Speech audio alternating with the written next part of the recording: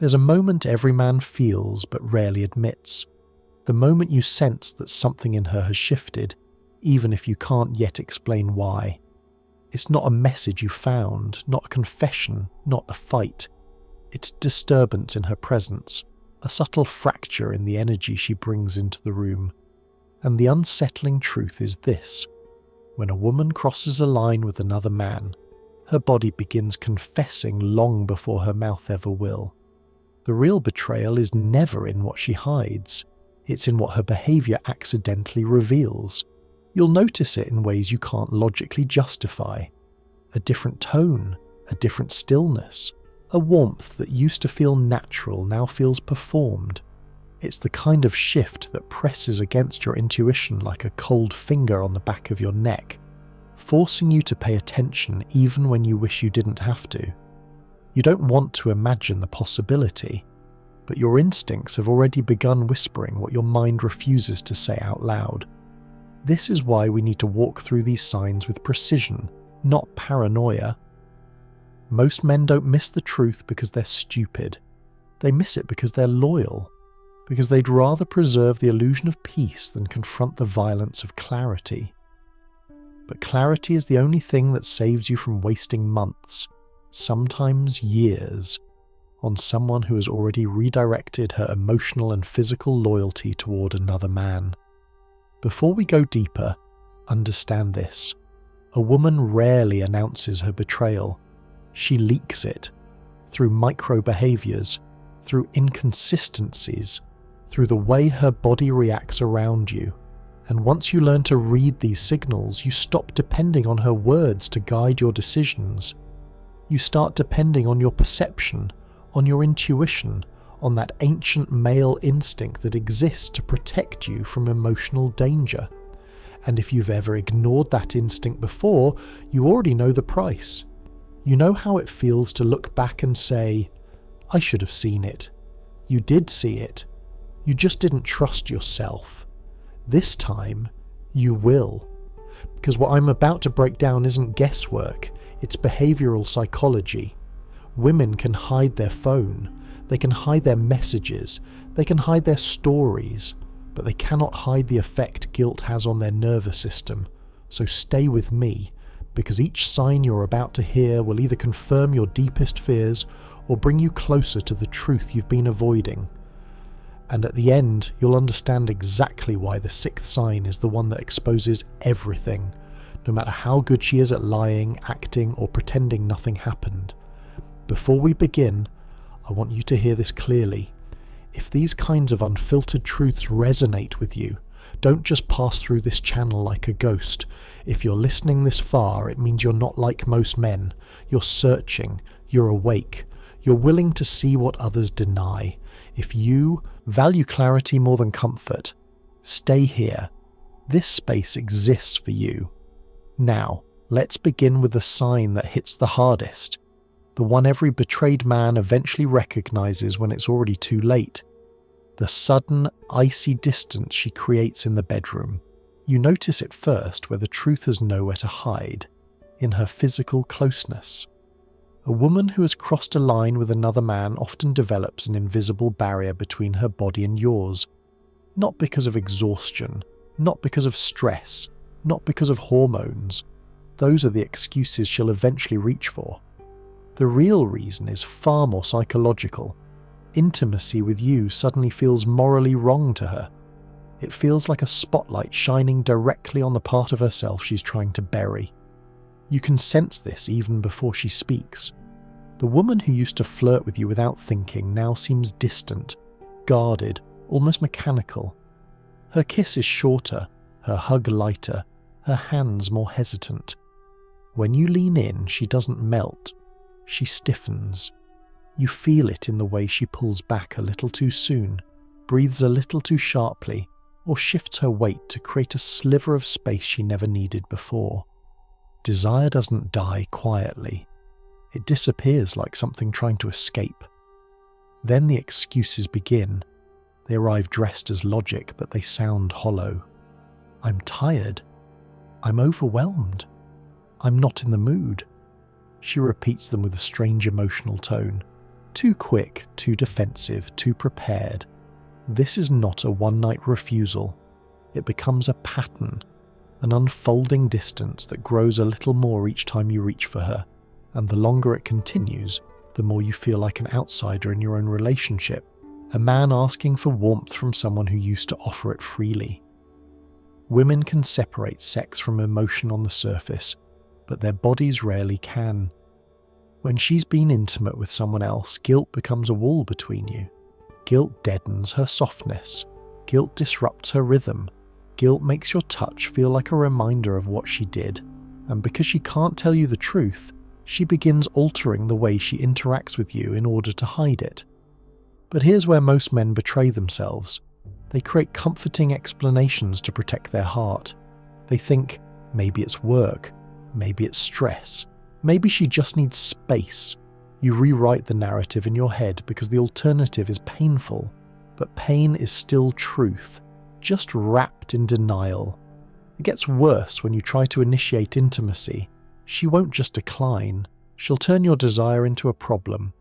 She may sigh, snap, or accuse you of always wanting something.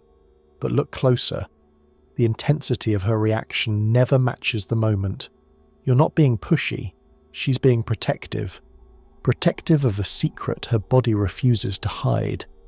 If you pay attention, you'll notice her affection outside the bedroom collapsing too. Fewer playful touches, fewer spontaneous kisses, fewer moments where she reaches for you without thinking. These were the subconscious signs of closeness, and now they're gone.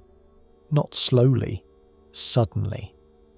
And when physical avoidance is no longer enough to quiet her conscience, she moves to the next behaviour, a behavioural shift almost impossible to ignore, the sudden, urgent, obsessive need to clean herself the moment she walks through the door. Picture the scene. She comes home, but something in the way she crosses the threshold feels off. Not dramatically, not loudly, subtly. Like a woman trying not to make noise while carrying a secret that's screaming inside her. Instead of greeting you with the warmth she once had, she slips past you with a muted tone, avoiding your eyes, her movements tight and strangely purposeful. There's no pause, no decompressing, no natural transition into the space you share. She walks straight toward the bathroom as if her survival depends on it. Her voice changes too. You ask a simple question. Long day? And she tosses back a short, brittle answer. Yeah, I just need a shower. No explanation, no softness, just urgency. And the moment the bathroom door closes, there it is. The sound of water rushing like a confession she's trying to drown. Guilt doesn't whisper, it runs. What makes this pattern unmistakable is the ritualistic rhythm behind it. The shower isn't leisurely, it's rushed but intense. She scrubs herself more thoroughly than usual, hair, body, everything. When she steps out, her movements are rehearsed. Underwear changed immediately, clothes hidden or dropped quickly into the laundry basket, sometimes even separated from the rest. She becomes stiff if you approach too soon, flinching at the idea of being touched before her reset is complete. This is not normal hygiene. This is psychological damage control. She's not washing off sweat, she's trying to wash off a memory. She's trying to erase traces no one accused her of leaving. Her fear isn't that you will smell something specific. Her fear is that she already knows something is different, and she can't risk you noticing it too. A woman who has nothing to hide does not behave like this. She may shower, sure, but she doesn't move like she's rushing to destroy evidence. She doesn't guard her clothes. She doesn't tense when you walk near the bathroom door. She doesn't panic at the idea of you hugging her before she's ready.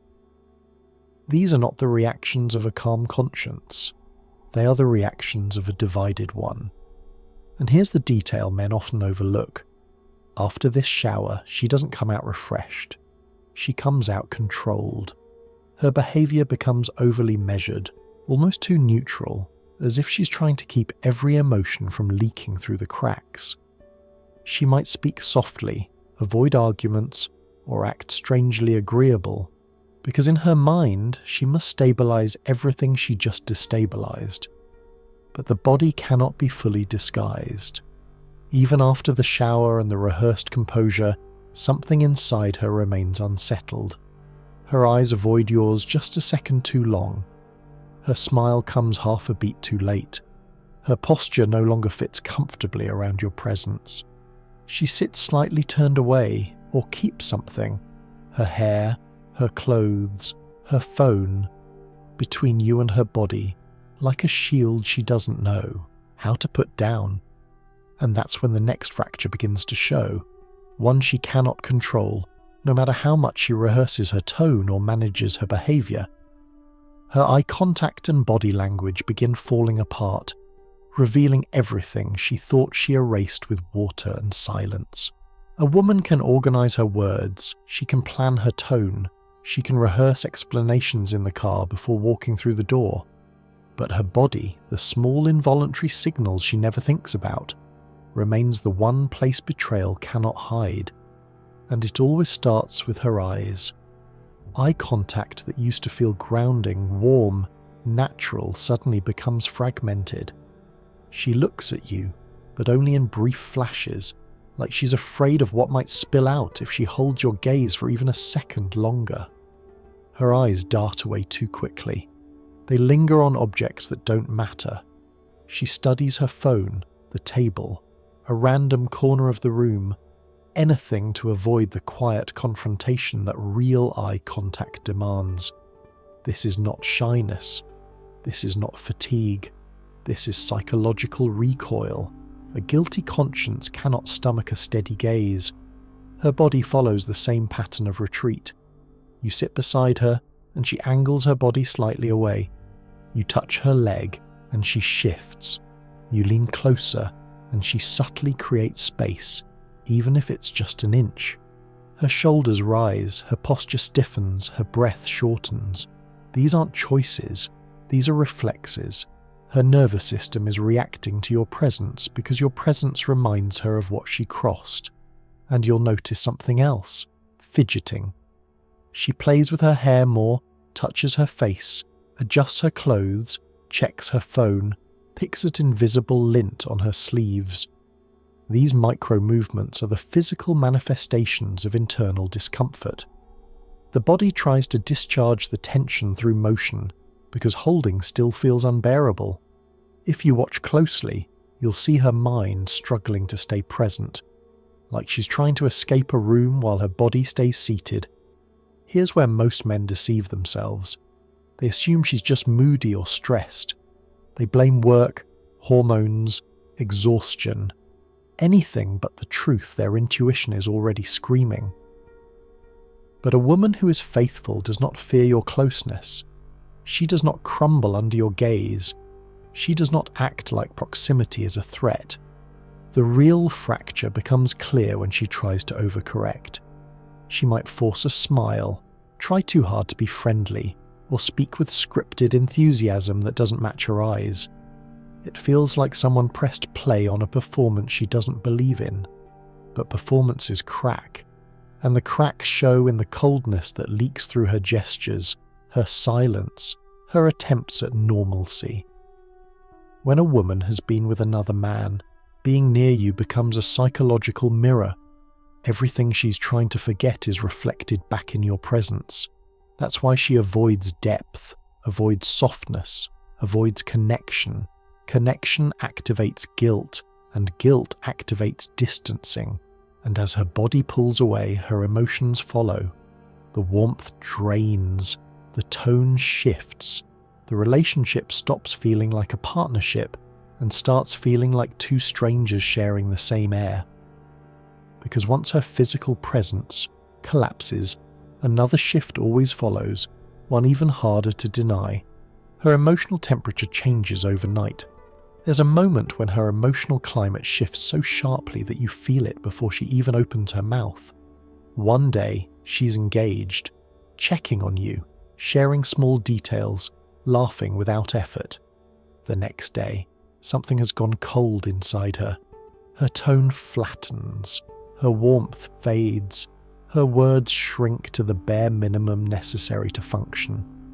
She feels present in the room but absent from the relationship, like she's keeping a distance you can't cross no matter what you say or do. This change doesn't build slowly. It hits like a switch being flipped. Her temper grows shorter, her patience thinner, her interest in your inner world almost non-existent. Things she once found endearing now irritate her. Small mistakes trigger outsized reactions. You feel like the air around her has turned brittle. One wrong word and it snaps. Coldness is never random. It's always displacement. Why does this happen? Because emotional chemistry doesn't lie. When she's given her body to another man, she also forms, whether she admits it or not, an emotional tether to him. Even if she tries to convince herself it meant nothing, the brain registers intimacy as connection, and that connection takes space. Space from you. Space from the bond you once shared. Space from the emotional ecosystem of your relationship. This is why she suddenly stops asking you personal questions, why she avoids deeper conversations, why she becomes strangely impatient when you speak. It's not that she's angry at you, though she might act like it. Often she's angry at herself. She's wrestling with the internal fracture she created, and you become the safest target for the turbulence she can't express openly. And here's the psychological twist. Guilt transforms into irritability. When her mind can't handle the contradiction between what she's done and who she pretends to be, she projects the discomfort outward. Her short temper is a shield. Her coldness is a mask.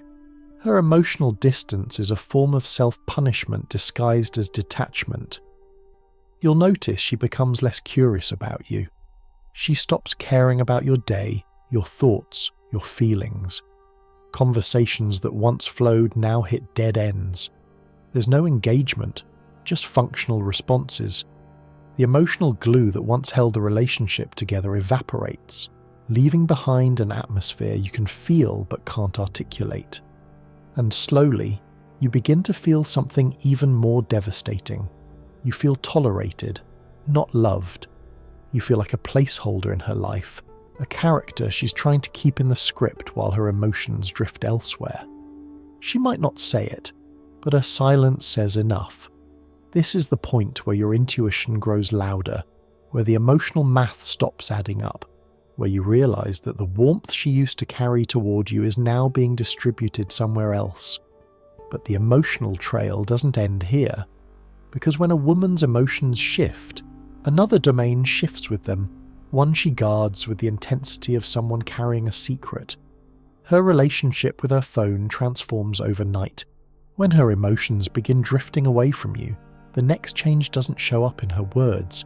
It shows up in the tiny rectangle she carries everywhere. A woman's phone becomes a mirror of her inner world, and when she has crossed a forbidden line, that mirror becomes something she desperately needs to shield from you. It's no longer just an object. It becomes a vault, a lifeline, a threat, a hiding place. You see it in the way her eyes flicker toward the screen the moment it lights up, even if she pretends not to care. You feel it in the tension that fills the room whenever a notification vibrates against the table. This isn't normal privacy. This is hypervigilance. She starts keeping the phone face down, not casually, but with intention. She takes it with her everywhere, bathroom, hallway, kitchen, like it contains something alive that needs guarding. And when she opens messages, she tilts the screen away from you with a motion so subtle she hopes you won't catch it. Secrets don't live in the phone, they live in the behaviour surrounding it. What most men misunderstand is that the danger isn't the content, it's the emotional charge attached to it. Her reactions shift from neutral to reactive. She picks up her phone faster. She checks notifications instantly. She locks the screen the moment she's done reading. She might adjust her password or disable message previews, but she'll never admit why.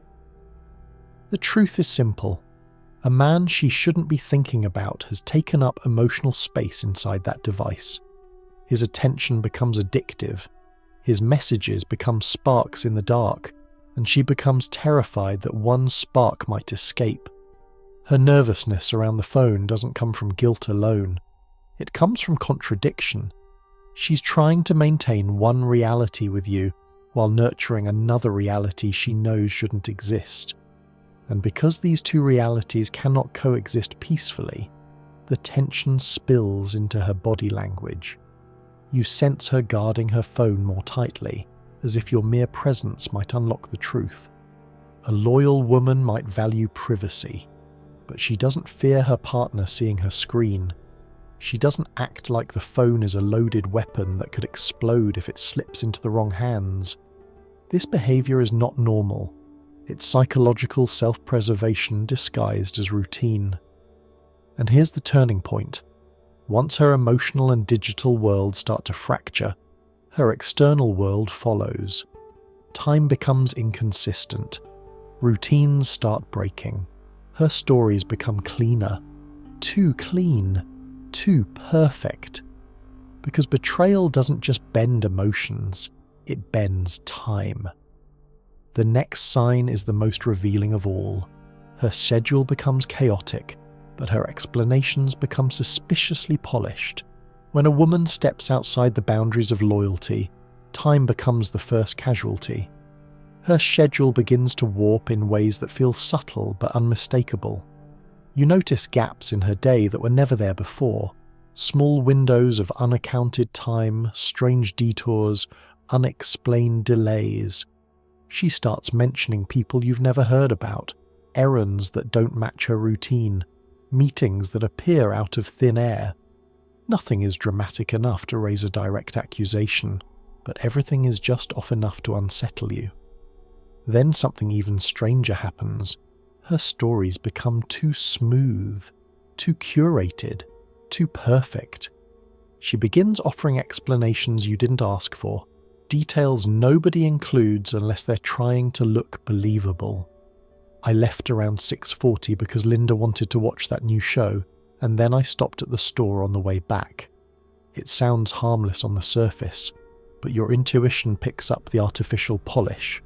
A timeline rehearsed, memorized, delivered with precision. The truth is simple, lies are decorated. Human beings who tell the truth rarely over-explain. They speak naturally, casually, without rehearsing. But when someone is trying to cover something, they add layers. They paint the story with unnecessary details, and these details, ironically, are what reveal them. The more she talks, the more her energy contradicts her words. She may describe her day calmly, but her body is tense. She may smile, but it never reaches her eyes. Her tone might sound casual, but there's a stiffness beneath it, like the emotional version of holding her breath. This is where your instincts start screaming. You can't point to one definitive piece of evidence, but the pattern is undeniable. Her time no longer aligns with her emotional consistency. Her explanations no longer match her behavior, and the more she tries to reassure you, the more your stomach knots, because the reassurance feels engineered, not organic. But men often make the same mistake here. They confront too soon, fueled by pain rather than strategy. Confrontation without clarity leads to manipulation. She'll deny everything. She'll cry. She'll shift blame. She'll turn the narrative into how you're overreacting or being controlling. And just like that, you become the villain in the story she needs to tell herself to keep living with what she's done. This is why you must stay calm. Avoid reacting. Avoid chasing explanations. Avoid trying to force the truth out of someone who's trying to bury it. Your power lies not in exposing her, it lies in observing her without losing yourself. Because betrayal is not just what she did, it's what it turns you into if you don't handle it with clarity. But there is one final sign, the one that ties everything together. The collapse of her emotional consistency, the breakdown of her narrative, and the moment her lies can no longer support their own weight. There comes a moment when everything she's been trying to hide collapses under its own weight. Not because you confronted her, not because you caught her, but because human behaviour can only maintain contradictions for so long before the mask starts to slip. You'll see it in the smallest inconsistencies, how her energy doesn't match her story, how her tone doesn't match her timeline, how the emotional residue she carries contradicts the version of events she tries to present. Her narrative begins to wobble, fractured by details she forgets she already told you. That's when her emotional facade unravels. One day she's overly sweet, the next she's cold and distant. One moment she's defensive, the next she's avoiding conversation entirely. These inconsistencies aren't just mood swings, they're the cracks created when guilt, fear, and self-preservation collide. The truth doesn't break suddenly, it leaks. Eventually you reach a point where you know something is fundamentally wrong, not because you want it to be, but because every version of reality she offers feels disconnected from the woman you used to know. And yet, this is the moment where you must be the most disciplined. Most men implode here. They chase clarity. They demand confessions. They spiral into accusations, arguments, and emotional chaos. And all this does is hand her control of the narrative.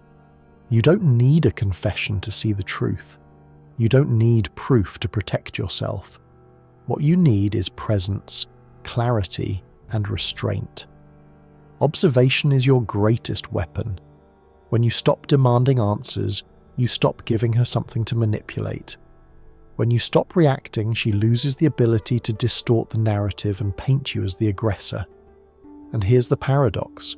The less you chase the truth, the faster it reveals itself. People who lie eventually trip over their own stories. They forget details, their timelines crumble, their emotional reactions betray them. Their guilt spills into their routines, their voice, their sleep, their silence. You don't force the truth out. It rises on its own when you remain still enough to see it. This is why your next move matters more than hers. The man you become in this moment determines everything. Your dignity, your sanity, your future. You can choose chaos, or you can choose clarity. You can lose yourself in her betrayal, or you can reclaim yourself through discipline. This video is not here to turn you into a paranoid detective or a man who weaponizes suspicion. It's here to anchor you in awareness. Not every sign automatically equals betrayal. You must interpret these patterns with composure, not fear. If your intuition speaks, listen. If your doubts grow, observe. If your peace deteriorates, protect it.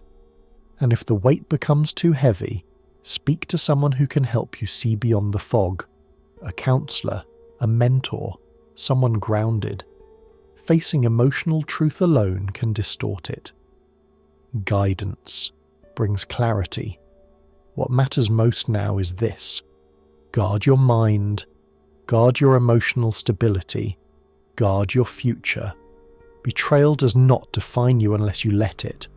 If you're ready to rise above illusion and stop lying to yourself, subscribe. This space is for men who choose clarity over comfort, truth over fantasy, and self-respect over chaos.